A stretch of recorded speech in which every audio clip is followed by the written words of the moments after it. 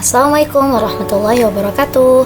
Pada video kali ini, saya akan mengulas pandangan seorang orientalis, yakni Abraham Geger, bagaimana pemikirannya terhadap Al-Quran dan apa saja bantahan daripada pemikiran Abraham Geger tersebut. Mari kita saksikan. Abraham Geger lahir pada tanggal 24 Mei 1810 di Frankfurt dan meninggal dunia pada tanggal 23 Oktober 1874 di Berlin. Ia merupakan seorang sejarawan, agamawan, pengarang, dan juga reformis agama Yahudi yang berpengaruh. Ia terkenal dengan studi kritisnya terhadap Bible dan teks-teks Yahudi yang disebut juga dengan Wissenschaft of the Judentum. Saat muda, Geger sudah menguasai Alkitab dan Talmud dengan penguasaan bahasa Yunani dan Latin. Di Bar Mitzvah, ia juga melakukan praktik konvensional ketika mengajarkan Taurat dalam bahasa Jerman dan Ibrani yang dinilai sangat liberal. Ia mengkaji intensif mengenai dunia timur hingga kemudian berkat segenap keseriusannya yang ia tuangkan dalam karyanya yang berjudul Was had Muhammad aus dem Judentum of Genommen, atau apa yang diambil Muhammad dari Yudaisme atau Yunani.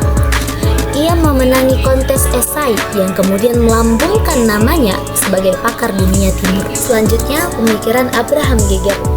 Pemikiran Abraham Geger tentang Al-Quran terlihat dalam bukunya Judaism and Islam.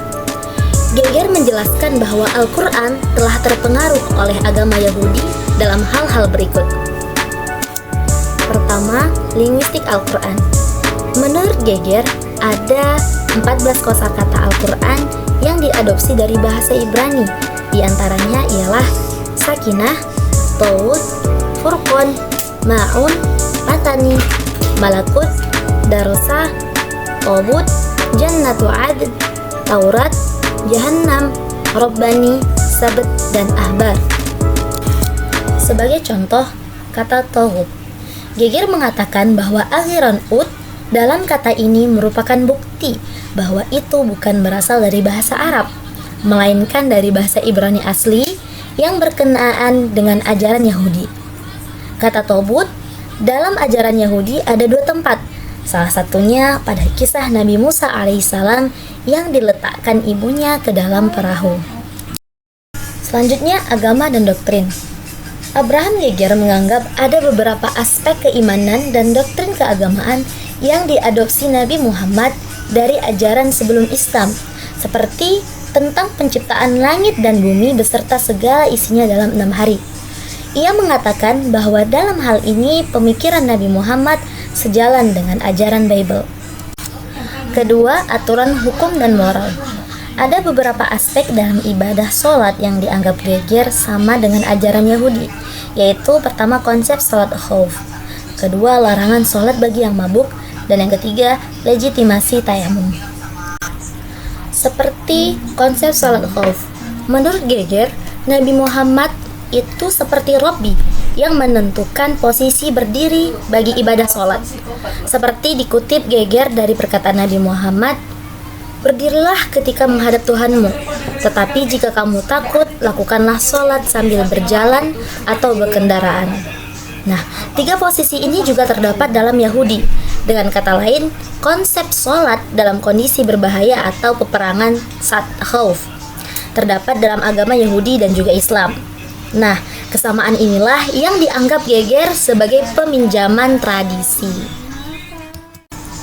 Ketiga, pandangan tentang kehidupan. Dari segi pandangan hidup, menurut Geger ada beberapa hal yang sama antara Islam dan Yahudi dari aspek pandangan hidup, seperti harapan husnul khotimah atau meninggal dalam keadaan baik. Disebutkan dalam Al-Quran surah Ali Imran ayat 193, juga di dalam ayat 22. Kemudian etika membuat janji. Dalam Islam, seseorang dianjurkan untuk mengucapkan insya Allah ketika berjanji untuk melakukan sesuatu. Begitu juga dalam ajaran Yahudi. Yahudi mengenal adanya balasan kebaikan yang disebut dalam bab Kama ayat 92 dan juga disebut dalam kitab kita Al-Quran dalam surah An-Nisa ayat 85. Terakhir, cerita-cerita atau kisah dalam Al-Quran. Menurut Geger, ada 4 kategori kisah yang dianggap meniru Yahudi.